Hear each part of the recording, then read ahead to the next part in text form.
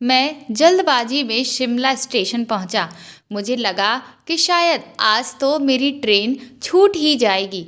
लेकिन मैं जैसे ही स्टेशन पहुंचा, मुझे पता चला कि ट्रेन तो अभी 10 मिनट लेट है।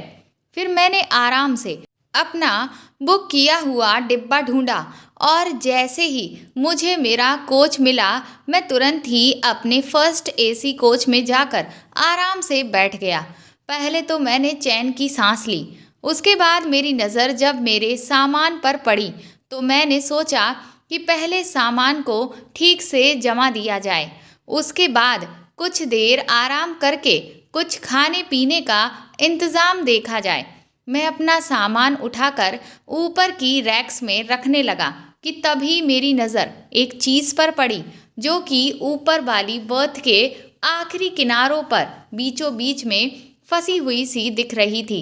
ये कोई किताब थी या फिर कोई डायरी, मुझे कुछ समझ नहीं आ रहा था। मैंने उसे जब निकालने की कोशिश की तो वह निकल भी नहीं रही थी क्योंकि वह बुरी तरह से फंसी हुई थी। लेकिन फिर थोड़ी देर कोशिश करने के बाद आखिरकार मैं उसे वहाँ से बाहर निकालने में सफल हो गया। जब वह मेरे हाथ में आई तो मैंने देखा कि वह एक डायरी थी। मैंने एक सरसरी सी नज़र उसे खोलकर उसके पन्नों पर डाली तो उसमें कुछ कुछ लिखा हुआ था। ये देखकर तो मैं थोड़ा सा खुश हो गया क्योंकि किसी की डायरी पढ़ना, उनके रहस्यों को जानना एक बड़ी ही रोचक काम है। और आज का सफ़र, जिसे मैं पहले तो यही सोच रहा था कि बोरिंग होने वाला है, लेकिन ये तो अब काफ़ी रोमांचक बन चुका था। मैंने सोचा कि फटाफट से पेट पूजा कर लेता हूँ और उसके बाद आराम से अपने बिस्तर पर लेटकर मज़े से इस डायरी को पढ़ूंगा और देखूंगा कि आखिर इसमें क्या क्या लिखा हुआ है। मैंने फटाफट खाना खाया और फिर अपनी बर्थ पर रेलवे वालों की तरफ से दिया हुआ बिस्तर का सारा सामान अच्छे से सजा लिया और अपने कोच का दरवाज़ा बंद करके मैं सुकून से लेट गया। फिर मैंने उस डायरी को खोला। सबसे पहले मैंने उस डायरी के पहले पन्ने पर अपनी नज़र दौड़ाई ताकि मैं ये जान सकूं कि आखिर ये डायरी एक लड़की की है या फिर एक लड़के की। लेकिन उसमें ऐसा कुछ भी नहीं लिखा था जिससे मैं ये जान सकूं। उसके बाद मैंने आगे के पन्नों को पलटना शुरू किया और उन्हें पढ़ना शुरू किया तो उनमें जो भी कुछ लिखा हुआ था वह इस तरह से था। दरवाजे की बेल बजी। मैंने जाकर जैसे ही दरवाज़ा खोला तो सामने इंस्पेक्टर साहब खड़े हुए थे। मैंने उन्हें अंदर आने के लिए कहा। उन्होंने जब मेरी हालत देखी तो वह मुझ पर तरस खाने लगे और कहने लगे कि आपके पति तो बड़े ही बेरहम हैं। आप अभी तक उनकी ये सारी जातियाँ क्यों बर्दाश्त करती रहीं? आपको पहले ही उनकी शिकायत करनी चाहिए थी। मैंने उनसे कुछ भी नहीं कहा और बस अपना चेहरा दुख से लटका लिया। वह मेरे शरीर पर पड़े हुए चोटों के निशानों को गौर से देखने लगे। वह अचानक ही मेरे करीब आए और कहने लगे कि आपका पति तो बड़ा ही बेरहम है। आपके जैसी इतनी खूबसूरत पत्नी अगर किसी के पास हो तो वह तो उसे कांच की गुड़िया के जैसे संभाल के रखे, लेकिन आपका पति, वह तो आपकी बिल्कुल भी कदर ही नहीं करता। देखिए कैसे मखमली शरीर पर उसने बेइंतहा इस तरह के निशान दे दिए हैं। उसे नहीं पता कि वह कितना किस्मत वाला है, लेकिन वह खुद ही अपनी किस्मत को खराब कर रहा है। मैंने जब इंस्पेक्टर साहब की ये बातें सुनी तो मैं फूट फूट कर रोने लगी। मैंने कहा, क्या बताऊं, ये तो अब रोज़ का हो गया है। ऐसे इंसान से शादी करके मेरी तो किस्मत ही फूट गई। मेरी बातें सुनकर इंस्पेक्टर साहब थोड़ा और मुझसे खुलकर बातें करने लगे। वह कहने लगे कि आप बिल्कुल भी फिक्र मत करिए, अब मैं हूं ना। मजाल है मेरे होते हुए आपको कोई हाथ भी लगा जाए। आपको बहुत तकलीफ हो रही होगी। लाइए, अगर घर में कोई दवा या ट्यूब रखा हो तो मैं आपके इन जख्मों पर वह लगा देता हूँ। इंस्पेक्टर साहब की बात सुनकर मैंने तुरंत ही अपनी अलमारी से एक ट्यूब निकाल कर उन्हें दिया। उसके बाद वह मेरे करीब आकर बैठ गए और धीरे धीरे वह मेरी चोटों पर उस मलहम को लगाने लगे। उस मलहम को लगाते लगाते ही हम दोनों एक दूसरे में खोने लगे और फिर हमारे बीच वह सब होने लगा जो उस वक्त मैं भी चाहती थी और वह भी, क्योंकि मैं भी अपने इस दर्द से छुटकारा पाना चाहती थी। और फिर हमारे संगम से मुझे उस दर्द से धीरे धीरे मुक्ति मिलने लगी। उस दिन इंस्पेक्टर साहब के साथ मैंने परफॉर्मेंस दी थी, उससे वह बहुत ज़्यादा प्रभावित हो गए और खुश होकर और मुझे इस बात का वादा देकर गए कि अब वह मुझ पर जरा सी भी आंच नहीं आने देंगे। इसके बाद आगे कुछ भी नहीं लिखा हुआ था। मैंने पेज पलट कर देखे तो 2 पन्नों के बाद फिर से कुछ लिखा था। उसमें ऊपर हेडिंग पड़ी थी, आज का दिन। फिर मैंने उन पन्नों को पढ़ना शुरू किया। मेरी तबीयत दिन ब दिन खराब ही रह रही थी, जिसकी वजह से मैं बहुत ज़्यादा परेशान थी। मुझे कुछ भी समझ नहीं आ रहा था कि आखिर मेरे साथ ये हो क्या रहा है। इसीलिए मैंने डॉक्टर साहब को फ़ोन करके आज घर पर ही बुला लिया। अभी मैं उनका इंतज़ार ही कर रही थी कि तभी बेल बजी। दरवाज़ा खोला तो डॉक्टर साहब ही थे। मैं तुरंत ही उनको अंदर बुलाकर ले आई। उसके बाद उन्होंने सबसे पहले मेरा बीपी चेक किया। वह मुझसे कहने लगे कि आपका बीपी तो नॉर्मल लग रहा है। मैंने उनसे कहा कि आप एक बार मेरे दिल की धड़कन भी चेक कर लीजिए। ये कहते हुए मैंने अपना दामन धीरे से गिरा दिया, जिसे देख उनके कान खड़े हो गए और वह धीरे से मुस्कुराने लगे। उसके बाद उन्होंने अपना आला निकाला और मेरे दिल की धड़कनों को चेक करने लगे। मैंने उनसे कहा, क्यों डॉक्टर साहब, क्या मेरे दिल की धड़कन बढ़ी हुई नहीं लग रही है? तो वह कहने लगे कि लग तो कुछ कुछ रही है। मैंने कहा, क्या करूं? थोड़ी देर पहले तो ये धड़कन आराम से चल रही थी, लेकिन न जाने क्यों अब ये बहुत तेज तेज चलने लगी है। डॉक्टर साहब कहने लगे कि क्यों, आखिर अब ऐसा क्या हो गया है? मैंने उनसे कहा, दरअसल आजकल मुझे समझ ही नहीं आता कि कब मेरी तबीयत ठीक रहती है और कब नहीं। आखिर आप अपनी इस मरीज का इलाज क्यों नहीं करते? आपकी ये मरीज कब से आपसे इलाज करवाने के लिए बेताब है, लेकिन आप हैं कि बस बेरुखी ही दिखाए जा रहे हैं। आखिर कब तक मुझे यूं ही बीमार रहने देंगे? डॉक्टर साहब कहने लगे, आप बिल्कुल भी परेशान मत होइए। मैं आपको बहुत अच्छी दवा लिख कर दूंगा, जिससे आप 1 हफ्ते में ही ठीक हो जाएंगी। मैंने कहा, 1 हफ्ते का समय तो बहुत लंबा होता है। मैं तो सोच रही थी कि आप आएंगे और 1-2 घंटे में ही। मेरा इशारा डॉक्टर साहब समझ चुके थे। वह कहने लगे कि तो फिर तो मुझे आपको वो वाला इंजेक्शन लगाना ही पड़ेगा, जिससे आप जल्द से जल्द ठीक हो जाएं। इतना कहते ही मैं उन्हें कमरे में ले गई और फिर हमारे बीच वह सब हुआ जिससे मैं खुशी से भर गई थी। आज मैं आनंद के समंदर में गोते खा रही थी और उनकी लहरों में बहते हुए मैं न जाने कितनी गहराइयों को नापती चली जा रही थी। इन गहराइयों को नापते नापते मेरी सांसें चढ़ने लगीं, लेकिन फिर भी इन गहराइयों से बाहर आने का मेरा दिल ही नहीं कर रहा था। कई घंटे तक इन लहरों से खेलने के बाद मुझे अपनी तबीयत में कुछ सुधार सा महसूस हुआ।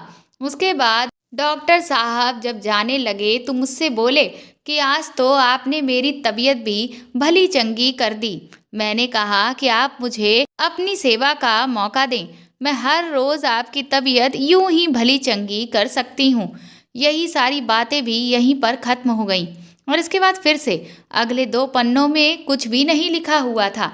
2 पन्नों के बाद मैंने देखा कि फिर कुछ लिखा गया था, जिसमें ऊपर से वही हेडिंग पड़ी हुई थी, आज का दिन। आज सुबह ही बाथरूम का नल अचानक से खराब हो गया, जिसकी वजह से मैं नहा भी नहीं पाई। मैंने तुरंत ही प्लम्बर को फ़ोन करके ठीक करने के लिए बुलाया।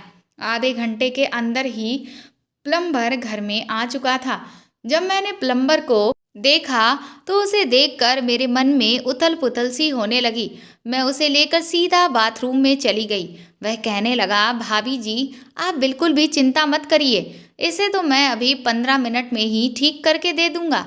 मैंने कहा, जितना जल्दी हो सके इसे ठीक कर दो, क्योंकि मैंने अभी तक नहाया भी नहीं है और बिना नहाए हुए मुझे कुछ भी अच्छा नहीं लगता है। देखो, मेरा चेहरा भी कितना मुरझाया हुआ है। मैंने उसकी तरफ मुस्कुराते हुए कहा। वह मेरी इस बात से थोड़ा सा सकपकाया और उसके बाद वापस अपना काम करने लगा। मैं उसके करीब जाकर खड़ी हो गई।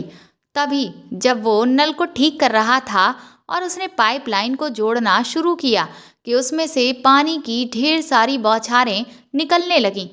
वह बौछारें मेरे और उसके दोनों के ऊपर गिर रही थीं। पानी से मेरा पूरा शरीर भीग गया था। मेरे कपड़े भी भीग गए थे, जिसकी वजह से मेरे कपड़े मेरे शरीर से बुरी तरह से चिपक गए थे और जिससे सब कुछ दिख रहा था। ये देखकर प्लम्बर अचानक से घबराया और उस पानी को रोकने की कोशिश करने लगा। वह कहने लगा, भाभी जी माफ़ कर दीजिए, मुझसे ये गलती से हो गया। मैंने उससे कहा, तुमने तो मुझे पूरा ही नहला दिया। इसके बाद उसने पाइपलाइन को अच्छे से जोड़कर फिट कर दिया। उसके बाद वो मुझसे बोला, देखिए मैंने नल ठीक कर दिया है, अब पानी सही से आ रहा है। अब आप जाकर कपड़े बदल लीजिए, कहीं आपको सर्दी ना हो जाए। मैंने कहा, क्यों, मेरे यहाँ खड़े रहने पर क्या तुम्हें कोई दिक्कत हो रही है? तो वह कहने लगा, अरे नहीं भाभी जी, आप गलत समझ रही हैं। मैंने कहा, तो तुम मुझे सही समझा दो। एक तो तुमने मुझे पूरा भिगो दिया, मेरे कपड़े खराब कर दिए, ऊपर से मुझ पर हुक्म चला रहे हो। वह कहने लगा, भाभी जी मेरे कहने का वो मतलब नहीं था। मैंने कहा, तुम्हारे कहने का तो फिर क्या मतलब था? तुमने गलती की है और इसीलिए अब तुम्हें इसकी सजा भी मिलेगी। वह मेरी तरफ हैरानी भरी नज़रों से देखने लगा। मैंने कहा, तो सजा भुगतने के लिए तैयार हो? उसके बाद मैंने उसे एक लंबी सी मुस्कान दी, जिससे उसकी आंखें बड़ी बड़ी हो गईं। मैं उसे अपने कमरे की तरफ लेकर गई। मैंने उससे कहा कि चिंता मत करो, तुम्हें तुम्हारे काम का पूरा पैसा मिलेगा। मैंने अलमारी से उसे पैसे निकाल कर दिए। मैंने कहा, क्या तुम्हें और पैसों की ज़रूरत है? इस बात पर वह कहने लगा, पैसों की ज़रूरत किसे नहीं है भाभी जी, लेकिन मेरे काम के जितने पैसे बनते हैं उतने पैसे आपने मुझे दे दिए हैं। तो मैंने उससे कहा, तो क्या तुम और काम करोगे? अगर तुम और काम करोगे तो तुम्हें इससे भी ज़्यादा अच्छा पैसा मिलेगा। मेरी बात वह समझ गया कि मैं उससे क्या चाहती हूँ और उसके बाद मुझे जो चाहिए था उसने मुझे वही दिया। उसके बाद अपने काम की कीमत लेकर वह वहाँ से चलता बना। इसके बाद आगे के फिर से 2 पन्ने खाली थे और उन 2 पन्नों के बाद इसी तरह से मैंने देखा कि अलग अलग लोगों के साथ, जैसे कि कभी सिलेंडर वाला तो कभी पोस्टमैन, किसी न किसी के साथ इस औरत ने अपनी वही राम कहानी दोहरा रखी थी। मुझे तो समझ में नहीं आ रहा था कि ये औरत न जाने किस बेचारे की पत्नी थी। शुरू में तो जब मैंने इस डायरी को पढ़ना शुरू किया तो मुझे इस औरत पर तरस आ रहा था कि बेचारी, इस पर इसका पति कितना जुल्म कर रहा है। लेकिन जैसे जैसे मैंने पूरी डायरी पढ़कर ख़त्म की, मुझे लगने लगा कि असल में जुल्म तो इसके पति पर हो रहा है, इस पर नहीं। न जाने कौन बदनसीब होगा जिसकी ये पत्नी है और जिसने इस तरह की हरकतें कर रखी हैं। ऊपर से ये सब करने के बाद इसको अच्छे से डायरी में भी लिख रखा है। ऐसी बेशर्म औरत तो मैंने आज तक अपने जीवन में कभी नहीं देखी थी। कहाँ मैंने सोचा था कि डायरी पढ़कर मुझे मज़ा आ जाएगा और कहाँ इस तरह की बातें पढ़कर मेरा दिमाग बुरी तरह से खराब हो चुका था। मैंने उस डायरी को गुस्से में अपने पास रखे हुए बैग में रखा और सो गया। अगली सुबह मैं अपने क्लिनिक में पहुंच चुका था और एक एक करके अपने मरीज की थेरेपी करना शुरू कर दिया था। मेरा नाम आर्यन है और मैं एक मनोचिकित्सक हूँ। एक मनोचिकित्सक के तौर पर काम करते हुए अभी मुझे 2 साल ही हुए हैं और इन 2 सालों में मुझे अपने मरीज के द्वारा ऐसे ऐसे अनुभव हुए हैं जिनके बारे में मैंने कभी नहीं सोचा था। हम लोग ज़िंदगी को जितना आसान समझते हैं, असल में ज़िंदगी उतनी आसान हर किसी के लिए नहीं होती है। पहले तो मैं इस प्रोफेशन को सिर्फ और सिर्फ पैसा कमाने का ज़रिया ही समझता था, लेकिन जैसे जैसे मेरा काम आगे बढ़ रहा था, मेरे लिए ये काम पैसे से ज़्यादा सुकून पहुंचाने वाला होने लगा। अब मेरा मकसद सिर्फ यही रहता है कि मैं अपने मरीज को पूरी तरह से ठीक कर सकूं और किसी भी तरह से उसे उसके दर्द और तकलीफ़ों से छुटकारा दिला सकूं। धीरे धीरे दिन यूं ही बीतने लगे और शिमला से लौटने के करीब 2 महीने के बाद मेरे पास एक बुजुर्ग अंकल आए। वह बेचारे बड़े ही परेशान लग रहे थे और अपनी बात भी ठीक से कह नहीं पा रहे थे। मैंने उन्हें आराम से बिठाया और उनसे कहा कि अंकल, आप बिल्कुल भी परेशान मत होइए। आपकी जो भी प्रॉब्लम है आप मुझे साफ साफ बताइए। तो वह मुझसे कहने लगे कि बेटा, दरअसल प्रॉब्लम मेरी बेटी को है। मेरी एक ही बेटी है। आज से 5 साल पहले मैंने उसकी धूमधाम से शादी की थी और वह शादी के बाद बहुत खुश थी। मेरा दामाद उसका बहुत ख्याल भी रखता था। लेकिन धीरे धीरे न जाने ऐसा क्या हुआ कि मेरी बेटी की दिमागी हालत कुछ कुछ खराब रहने लगी। मेरे दामाद ने उसका बहुत जगह पर इलाज भी कराया, लेकिन उस पर कुछ भी असर ही नहीं हुआ। पहले तो वह उसके साथ किसी भी तरह से अपने दिन बिता रहा था, लेकिन जब हालात ऐसे हो गए कि मेरी बेटी ने बिल्कुल बात करना ही बंद कर दिया, तो उसके बाद मेरे दामाद ने हमसे अपनी मजबूरी जताते हुए मेरी बेटी को तलाक दे दिया कि मैं एक ऐसी लड़की के साथ नहीं रह सकता जिसे मुझसे बिल्कुल भी कोई मतलब ही ना हो और ना ही वह किसी से कोई बात करती हो, क्योंकि ये अब दिमागी मरीज बन चुकी है और एक ऐसी लड़की मुझे कभी भी कोई भी नुकसान पहुंचा सकती है। न जाने कब ये मेरी जान भी ले ले। मैंने पहले तो अपने दामाद को समझाने की बहुत कोशिश की, लेकिन जब मैंने खुद भी अपनी आंखों से अपनी बेटी की ऐसी हालत देखी तो मुझे भी लगा कि शायद मेरा दामाद अपनी जगह पर ठीक है, क्योंकि जो हालत मेरी बेटी की थी उसमें वह अपनी शादीशुदा जिंदगी को किसी भी तरह से नहीं चला सकती थी। इसीलिए मजबूरन मैं और मेरी पत्नी अपनी इकलौती बेटी को लेकर चले आए। लेकिन अब हम दोनों उसकी हालत देखकर बहुत परेशान हैं।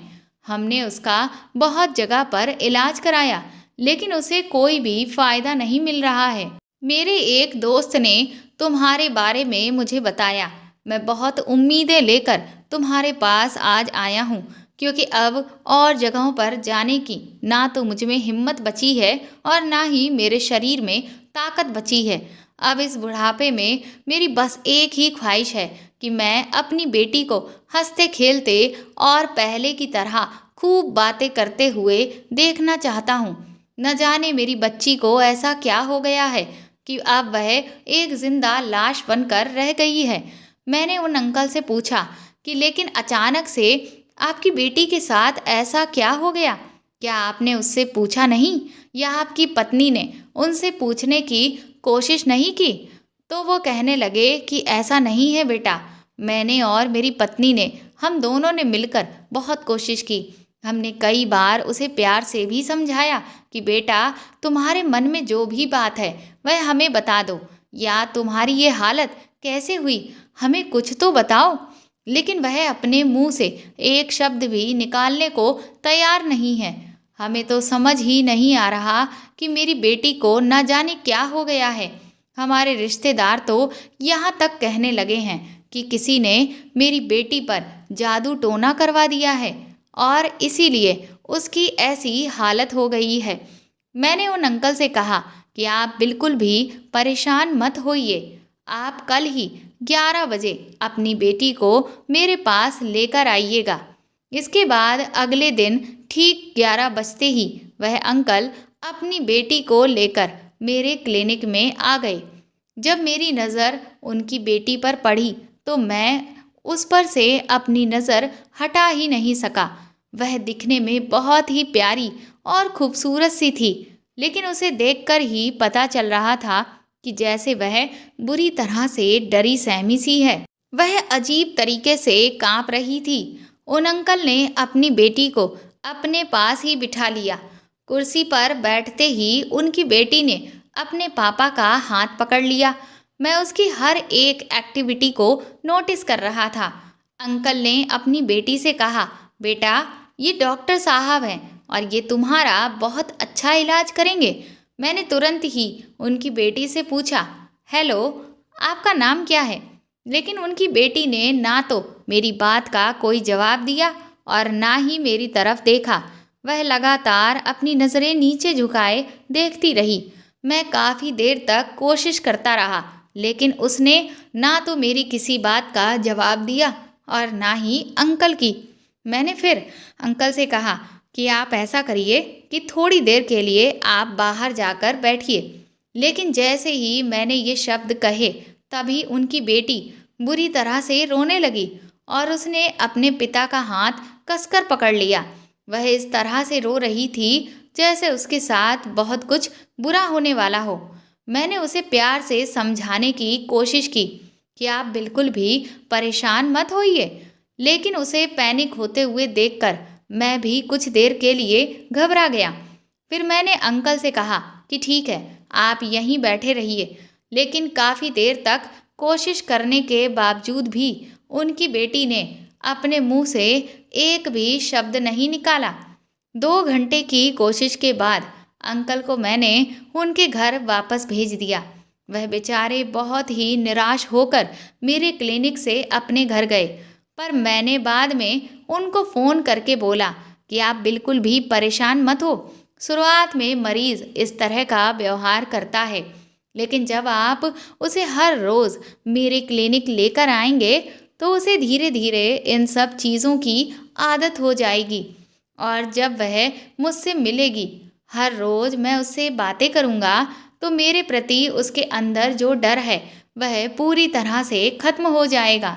ये बात सुनकर अंकल को कुछ तसल्ली मिली और इसके बाद करीब 1 महीने तक वह लगातार अपनी बेटी को इसी तरह से मेरे क्लिनिक में लाते रहे और मैं उसके साथ तरह तरह की अच्छी अच्छी बातें करता रहा ताकि वह मेरे साथ कंफर्टेबल फील करने लगे।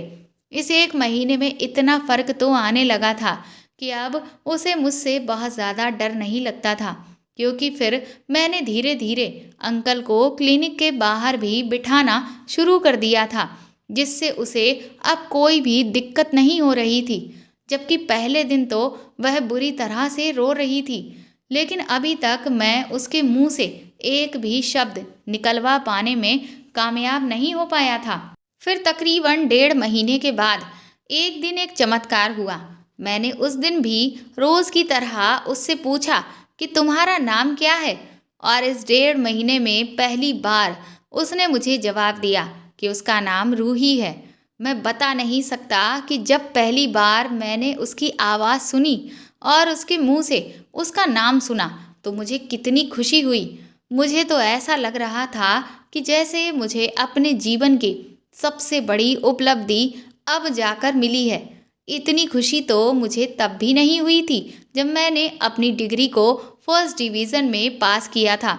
लेकिन मेरी ये खुशी बहुत जल्द ही काफूर हो गई जब उसके बाद मैंने उससे जो भी कुछ पूछा उसका उसने मुझे कुछ भी जवाब नहीं दिया। वह फिर से अपनी नज़रें झुकाए चुपचाप बैठ गई। मैं लगातार उससे पूछता जा रहा था, पर वह अपना नाम बताने के बाद ऐसे खामोश हो गई थी जैसे कभी बोली ही ना हो। मुझे समझ नहीं आ रहा था कि ये लड़की अपने अंदर न जाने कौन सा राज छुपा कर बैठी है, न जाने कौन सा ऐसा दर्द है जो इसे अंदर ही अंदर खोखला कर रहा है, और ये इतनी भी हिम्मत नहीं जुटा पा रही है कि अपनी ऐसी हालत को बयान कर सके। मैंने रूही से धीरे धीरे दोस्ती करना शुरू की, क्योंकि इन दिनों मैंने ये महसूस किया कि मुझे रूही के साथ वक्त बिताना अच्छा लगने लगा था। मैंने उससे कहा कि रूही, अब तो हम दोस्त हैं, तो क्या तुम अपने इस दोस्त को भी अपने मन की बात नहीं बताओगी? मैंने उसे समझाया कि अगर तुम अपने दिल का दर्द किसी को नहीं बताओगी तो ऐसे तो धीरे धीरे तुम खुद को ख़त्म कर लोगी। अगर तुम खुद के बारे में नहीं सोच रही तो कम से कम अपने बूढ़े माँ बाप पर तो तरस खाओ। एक बार अपने माता पिता के बारे में सोचो कि वह तुम्हें लेकर कितना ज़्यादा परेशान है। इस उम्र में अपने माता पिता को परेशान करना क्या कोई अच्छी बात है? आखिर ऐसी कौन सी बात है जिसे तुम सबसे छुपाना चाहती हो, जिसे तुम किसी को भी नहीं बताना चाहती? मेरे इतना कहते ही रूही की आंखों से आंसुओं की बूंदें टपक कर उसके हाथों पर गिरने लगी। वह अभी भी सर झुकाए लगातार रो रही थी। मुझे खुद पर गुस्सा आया कि मैंने ना जाने उसे इस तरह की बात क्यों कह दी। पता नहीं वह खुद में कौन सा दर्द समेटे बैठी है जिसकी वजह से अभी तक वह अपनी जुबान को बंद किए हुए है। उस दिन घर लौटकर भी मैं बहुत ज़्यादा बेचैन था। मैं लगातार टहला जा रहा था। मेरी नज़रों के सामने बार बार वह नज़ारा आ रहा था जब रूही मेरे सामने बैठकर रो रही थी और मुझे अभी भी खुद पर गुस्सा आ रहा था कि मैंने उसे क्यों रुला दिया। तभी माँ मेरे पास आई और कहने लगी, आर्यन बेटा, क्या बात है? आज तुम बहुत ज़्यादा परेशान लग रहे हो। क्या कुछ हुआ है? मैंने मुस्कुराकर उनसे कहा, नहीं माँ, ऐसा तो कुछ भी नहीं है, बस ऐसे ही थोड़ा सा थका हुआ हूँ।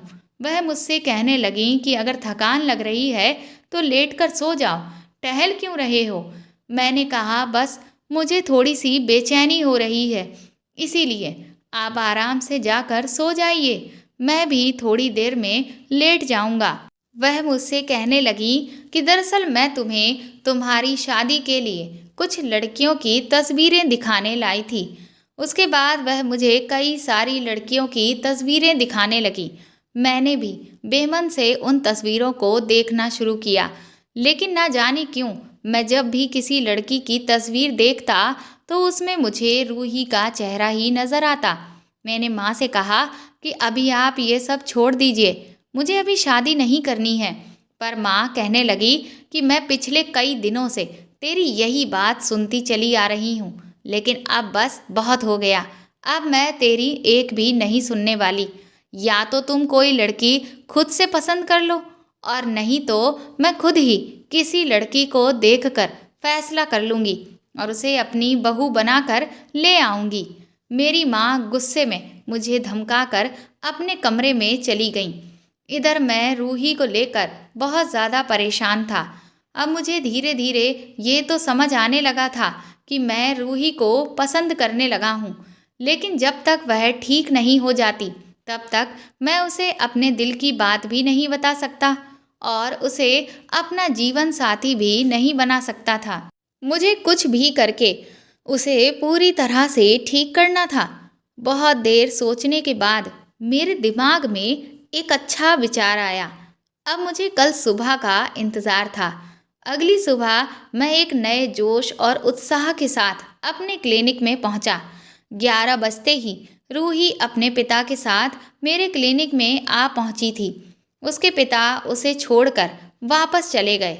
उसके बाद मैंने रूही से पहले कुछ फॉर्मल बातें की।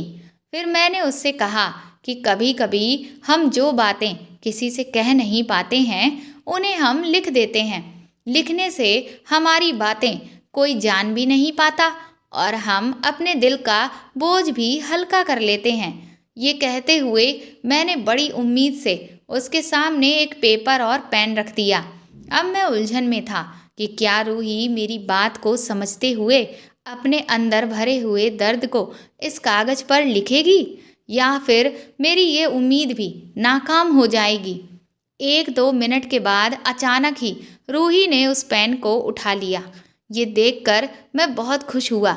मैं तुरंत ही वहाँ से उठकर कुछ दूर चला गया ताकि उसे ऐसा ना लगे कि मैं उसके लिखे हुए को देखने की कोशिश कर रहा हूँ और उसे असहज महसूस हो। उसने थोड़ा सा कुछ लिखा और फिर न जाने क्यों उसकी कलम रुक गई। मैं तिरछी नज़र से उसे ही देख रहा था, लेकिन उसे यही जता रहा था कि जैसे मैं उसे बिल्कुल नहीं देख रहा हूँ। उसने उस कागज़ को फोल्ड करके आगे की तरफ सरका कर रख दिया और फिर से अपना सर नीचे झुकाकर चुपचाप बैठ गई। मैं समझ चुका था कि उसे जो लिखना था वह लिख चुकी है। थोड़ी देर के बाद वह अपने पिता के साथ जैसे ही गई, मैंने लपक कर उस कागज़ को खोला और उसे पढ़ना शुरू किया। रूही ने उसमें लिखा था, मैं अपनी शादीशुदा ज़िंदगी से बहुत खुश थी। सब कुछ बहुत अच्छा चल रहा था, बिल्कुल वैसा जैसा मैंने अब तक सोचा था। लेकिन फिर मेरे साथ इसके आगे रूही ने कुछ भी नहीं लिखा था।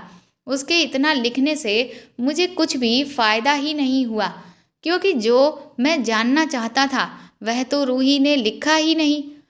लेकिन फिर भी मैंने खुद को तसल्ली देते हुए समझाया कि आज रूही ने इतना लिखा है और एक दिन वह भी आएगा जब वह मुझे सब कुछ लिखकर बता देगी। मैंने उस कागज़ को फोल्ड करके वापस टेबल पर रखा और अपनी कॉफ़ी पीने लगा कि तभी अचानक मुझे कुछ अजीब सा एहसास हुआ। मैंने एक बार फिर से तुरंत ही उस कागज़ को खोल कर देखा। उसमें लिखी हुई जो राइटिंग थी वह मुझे न जाने क्यों बहुत ही जानी पहचानी सी लग रही थी।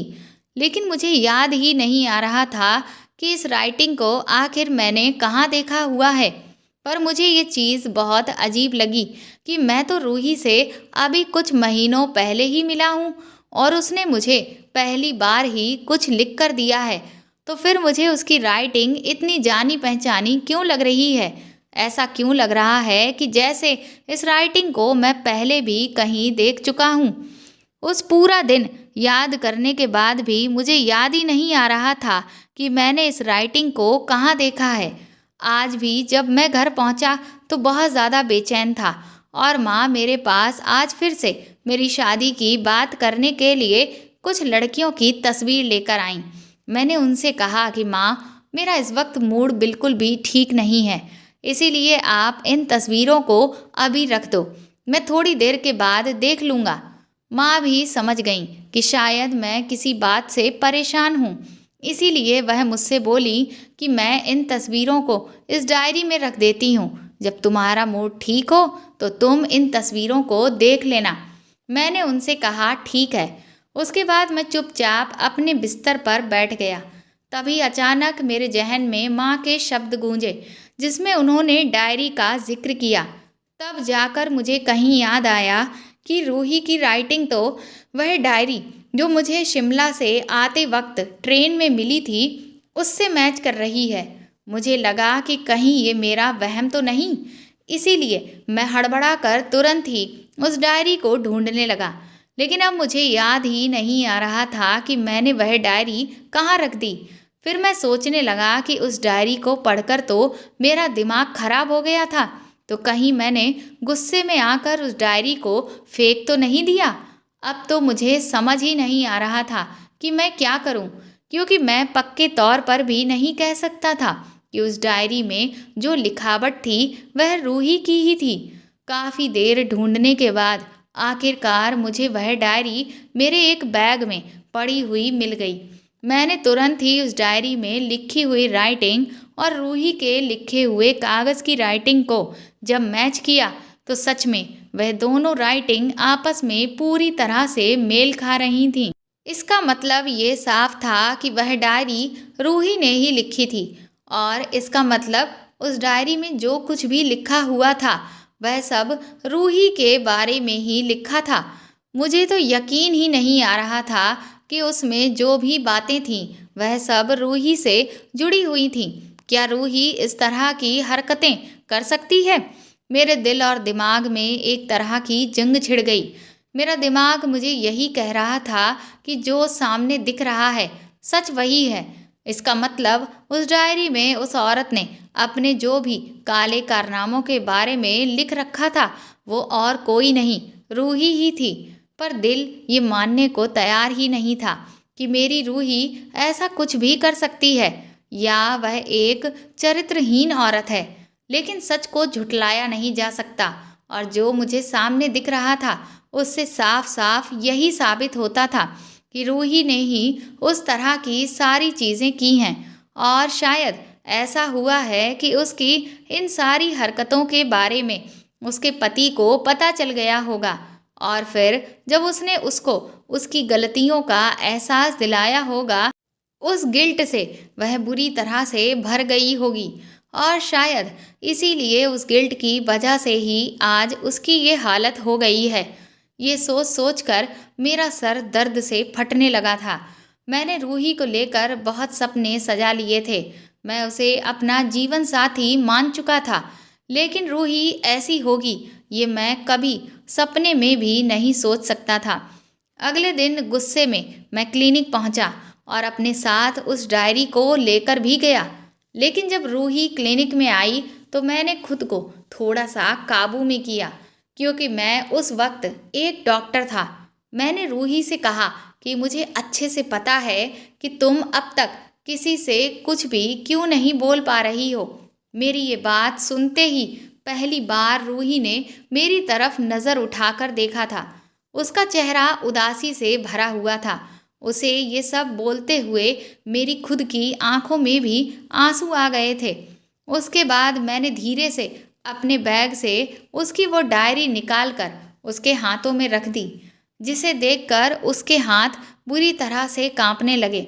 उसने एक झटके से उस डायरी को उठाकर खुद से ऐसे दूर फेंक दिया जैसे कि मैंने उसके ऊपर बम फेंक दिया हो। मैंने उससे कहा कि आज तुम्हें इस डायरी से डर लग रहा है, लेकिन उस वक्त तो तुम्हें इस डायरी को लिखते हुए बहुत खुशी महसूस हो रही होगी, और उसमें जो कुछ भी लिखा है वह सब करते हुए भी बहुत मज़ा आ रहा होगा, है ना? इतना कहते ही मेरी खुद की आंखों से आंसू गिरने लगे और मैं जज्बातों में बह गया। मैंने उससे कहा, रूही, मैं तुमसे प्यार करने लगा था, तुम्हें अपना जीवन साथी बनाना चाहता था, लेकिन मैं कभी सपने में भी नहीं सोच सकता था कि तुम ऐसी निकलोगी। क्या तुम्हें सच में अपनी गलतियों का एहसास है? क्या तुम पश्चाताप की आग में जल रही हो? मेरे इतना कहते ही रूही पहली बार गुस्से से फट पड़ी और मुझसे चिल्लाकर बोली कि मैं कभी गलत नहीं थी, मैंने कुछ भी गलत नहीं किया है। उसकी ये बात सुनकर मैं चौंक गया। मैंने कहा, और उस डायरी में जो लिखा है वो? तो वह कहने लगी कि तुमने वह डायरी पढ़ ली और ये डिसाइड कर लिया कि उसमें जो कुछ लिखा है वही सच है। पर तुमने क्या ये जाना कि मैंने वह सब क्यों लिखा, किस लिए लिखा? मैंने रूही से कहा, तो ये तो मैं तुमसे कब से जानने की कोशिश कर रहा हूँ, लेकिन तुम तो किसी को कुछ बताने को तैयार ही नहीं हो। अगर तुम कुछ बताओगी ही नहीं तो फिर हर कोई तुम्हें गलत ही समझेगा। कम से कम आज तो तुम मुझे सब कुछ बताओ, क्योंकि मैं इस वक्त खुद भी अंदर ही अंदर से मर रहा हूँ। मैं तुम्हारे बारे में ऐसा सब सोचना भी नहीं चाहता, लेकिन जो कुछ भी मेरे सामने आया है उसे मैं झुठला भी नहीं पा रहा हूँ। उसके बाद रूही ने मुझे जो कुछ भी बताना शुरू किया, उसे सुनकर तो मैं दंग रह गया था। मैं सोच भी नहीं सकता था कि इस दुनिया में ऐसे भी इंसान हैं। रूही ने कहा कि उसकी शादी उसके मम्मी पापा ने बहुत ही धूमधाम से की थी। उसका पति शिमला में नौकरी करता था, इसीलिए वह भी अपने पति के साथ शिमला में ही अकेले रहती थी। इतनी खूबसूरत जगह रहकर वह बहुत खुश थी। उसका पति भी उसका बहुत ध्यान रखता था और उसे बहुत प्यार करता था, लेकिन उसके पति की कुछ फरमाइशें बहुत ही अजीब तरीके की थीं। उसे शादीशुदा जीवन में हर रोज़ एक नयापन चाहिए होता था। वह पति पत्नी के रिश्ते को एक नए एंगल से दिखाने की कोशिश करता रहता था, और यही सब वह मुझसे चाहता था। मैंने भी शुरुआत में उसकी हर बात में हाँ मिलाई ताकि मैं अपने पति को खुश कर सकूं, लेकिन मुझे नहीं पता था कि मेरी एक बार की हाँ मेरे लिए सजा बनती चली जाएगी। मेरा पति हर रोज़ कभी पुलिस वाले के तौर पर, तो कभी डॉक्टर बनकर, तो कभी प्लम्बर, कभी सिलेंडर वाला, तो कभी पोस्टमैन, तो कभी बैंक वाला, इस तरह के अलग अलग किरदारों में घर पर आया करता था। और वह मुझे भी एक किरदार निभाने को कहता था जिसमें मैं उसे अपना पति ना मानकर, बल्कि ये सारे कैरेक्टर्स को मानकर उसके साथ वह सब करूं जो एक पति पत्नी के बीच में होता है। इस सब को अच्छी तरह से करवाने के लिए वह सबसे पहले मुझे इसकी एक स्क्रिप्ट बोलता था और उसे इस डायरी में लिखवाता था ताकि मुझसे कोई भी गलती ना हो। शुरुआत में तो मुझे लगा कि अभी हमारी नई नई शादी हुई है, इसीलिए मेरा पति मुझसे एक नयापन चाहता है। लेकिन धीरे धीरे ये सब उसके पागलपन में बदलने लगा, क्योंकि फिर तो वह मुझसे हर रोज़ यही चाहने लगा, जिसकी वजह से मुझे बहुत तकलीफ़ होने लगी। मैंने कई बार जब भी उसको ये सब करने से मना किया तो वह मेरे साथ बुरा बर्ताव करने लगा, जिससे मुझे तकलीफ़ होने लगी। फिर तो मुझे ये महसूस होने लगा कि मेरा पति मुझे सच में बिल्कुल भी नहीं चाहता है, बल्कि अब तक वह मेरी जो भी केयर या फिक्र कर रहा था वह सिर्फ एक दिखावा थी। ये एक ऐसी बात थी जिसे मैं किसी को बता भी नहीं सकती थी, क्योंकि अगर मैं किसी से कहती भी तो सामने वाला या तो मेरा मजाक बनाता या फिर वह यही कहता कि तुम्हें तो ऐसा पति मिला जो तुम्हें हर रोज़ एक नयापन दे रहा है। जबकि मैं जानती थी कि मैं कैसी सज़ा भुगत रही थी, मुझे कितनी तकलीफ़ हो रही थी। कई महीनों तक मैं ये सब झेलती रही, लेकिन फिर मुझे एक दिन पता चला कि मैं प्रेग्नेंट हूँ। मैंने ये खुशखबरी अपने पति को सुनाई, जिसे सुनकर वह खुश होने की जगह मुझ पर नाराज़ होने लगा। मैंने उससे कहा कि आप इस खबर को सुनकर खुश क्यों नहीं हैं? तो वह कहने लगा कि ये भी कोई खुशी की बात है। अगर तुम अभी माँ बन गई तो हमारी ज़िंदगी का जो भी रोमांच है वह तो खत्म ही हो जाएगा। उनके मुंह से ऐसी बात सुनकर मेरे पैरों तले की ज़मीन ही निकल गई थी। मैं कभी सपने में भी नहीं सोच सकती थी कि मेरे पति के लिए अपनी इच्छाएं सबसे ज़्यादा मायने रखती हैं। इसके बाद मेरे पति ने ज़बरदस्ती मेरे बच्चे को ख़त्म करवा दिया, जबकि मैं ऐसा बिल्कुल नहीं चाहती थी। मैंने उसके सामने बहुत हाथ पैर जोड़े, बहुत रोई गिड़गिड़ाई, लेकिन उसने मेरी एक भी नहीं चलने दी और उसने मुझसे मेरा बच्चा छीन लिया, जिसकी वजह से मुझे धीरे धीरे उससे नफ़रत सी होने लगी। इधर दिन महीने बीतते चले जा रहे थे, पर मेरे पति के व्यवहार में कोई भी बदलाव नहीं आ रहा था, बल्कि उसकी वह हरकतें दिन पर दिन बढ़ती ही चली जा रही थीं, जिससे न सिर्फ मेरी शारीरिक बल्कि मानसिक हालत भी खराब होती जा रही थी, क्योंकि मैं हर रोज़ वह सब कर कर के तंग आ चुकी थी। मैंने उसे कई बार समझाने की कोशिश की कि इससे मुझे बहुत ज़्यादा तकलीफ़ हो रही है, लेकिन उन्हें तो अपनी इच्छा को पूरी करने के अलावा और कुछ भी नहीं सूझता था। मेरा पति इस चीज़ को लेकर पूरी तरह से पागल था, इसीलिए वह हर रोज़ वह सब मेरे साथ करना चाहता था। कुछ महीनों के बाद मैं एक बार फिर से पेट से हो गई। मैंने उन्हें समझाने की कोशिश की कि अब तो वह सही वक्त आ चुका है जब हमें 2 से 3 हो जाना चाहिए, लेकिन मेरे पति को इस बार भी उसके पागलपन ने नहीं छोड़ा और उसने एक बार फिर से मुझसे मेरा बच्चा छीन लिया। इसके बाद मुझे ऐसा लगा कि जैसे मेरी आत्मा ही मेरे शरीर से निकल गई हो और धीरे धीरे मैं डिप्रेशन का शिकार होती चली गई। मुझे खामोशी ने घेर लिया। मेरा पति तो चाहता था कि मैं उसके साथ बिल्कुल उसी की तरह का व्यवहार करूं, जैसा वह मेरे साथ कर रहा है। जितना वह जोश से भरकर मेरे साथ वह सब करता, उतना ही जोश मैं भी दिखाऊं, लेकिन अब मुझसे वह सब नहीं हो रहा था। मैं धीरे धीरे एक जिंदा लाश बनती चली जा रही थी और इसीलिए फिर वह मुझसे छुटकारा पाने के रास्ते अपनाने लगा। और फिर एक दिन उसने मुझे तलाक दे दिया और मेरे मम्मी पापा को ये कह दिया कि मैं मानसिक मरीज बन चुकी हूँ और उसे कभी भी नुकसान पहुँचा सकती हूँ। इसीलिए अब वह मेरे साथ नहीं रहना चाहता।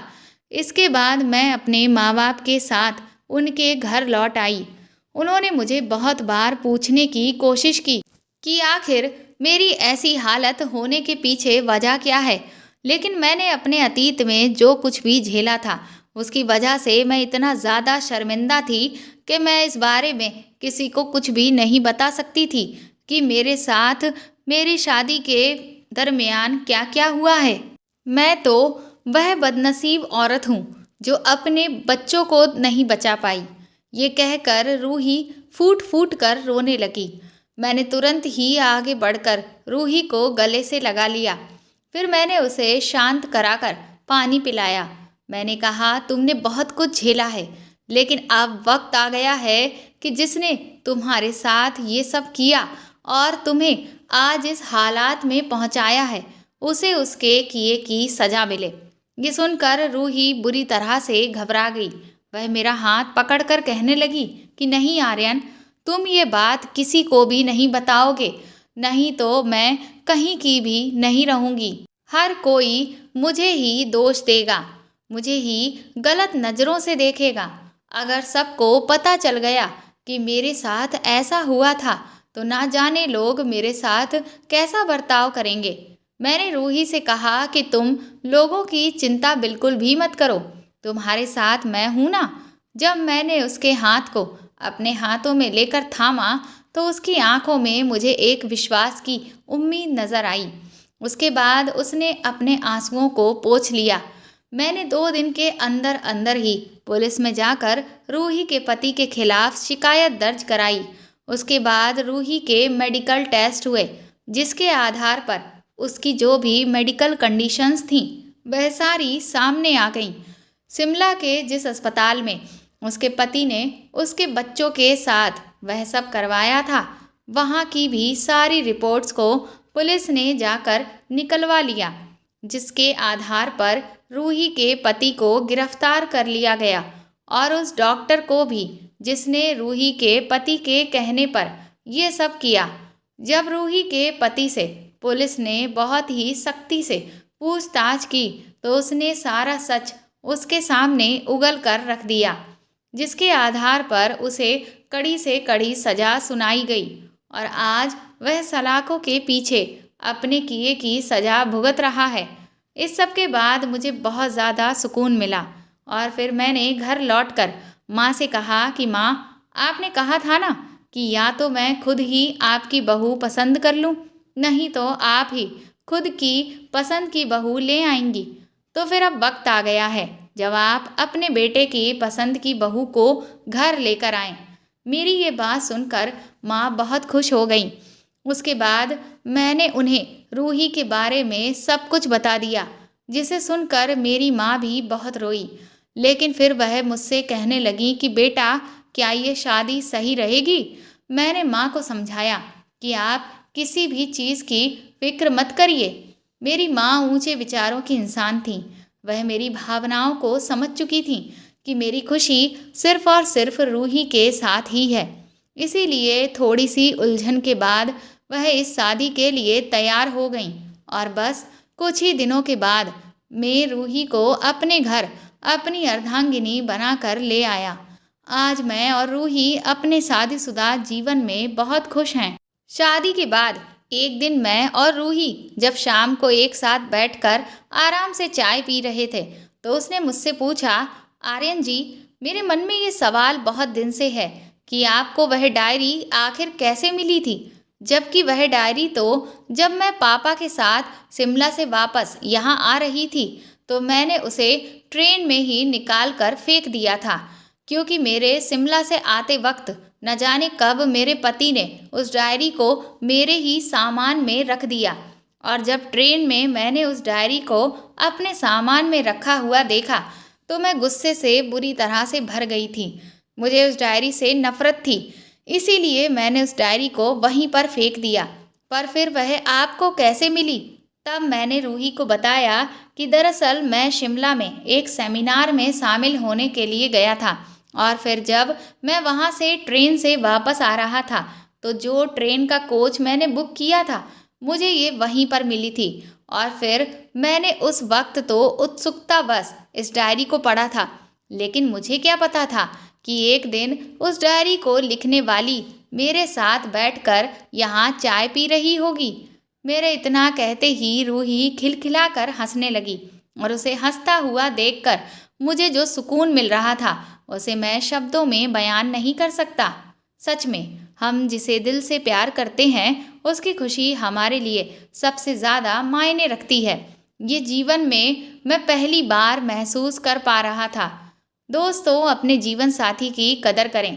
आपको उनके साथ कुछ दिन या महीने नहीं, बल्कि पूरी ज़िंदगी बितानी है। इसलिए उनके साथ ऐसा व्यवहार ना करें जिससे उनके मानसिक या शारीरिक स्वास्थ्य पर कोई आंच आए। साथ ही साथ किसी भी बात की पूरी सच्चाई जानने के बाद ही किसी फैसले पर पहुंचें। शुरुआती तौर पर किसी को लेकर कोई भी राय ना बनाएं। तो दोस्तों, आपको मेरे द्वारा लिखी हुई ये कहानी कैसी लगी, आप मुझे कमेंट करके ज़रूर बताएं। और प्लीज़ इस कहानी को ज़्यादा से ज़्यादा शेयर और लाइक करके मेरे चैनल को सपोर्ट करें। साथ ही मेरे इस वीडियो पर जो सुपर थैंक्स का आइकन आपको हार्ट शेप में दिख रहा है, उसको प्रेस करके भी आप मुझे सपोर्ट कर सकते हैं और मुझे सुपर थैंक्स खरीद कर दे सकते हैं। साथ ही अगर आप चैनल पर नए हैं तो सब्सक्राइब करके बेल आइकन को ज़रूर दबा दें, ताकि आगे भी मैं आपको ऐसी ही अच्छी कहानियाँ सुनाती रहूँ। Thank you.